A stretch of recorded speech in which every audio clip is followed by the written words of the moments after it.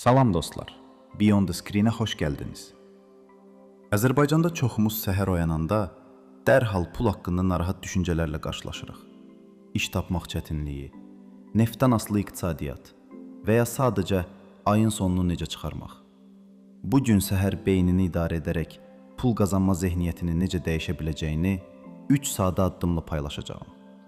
Birinci addım: gözləri yum və 20 saniyə dərin nəfəs al. Nəfəsini sadəcə hiss et.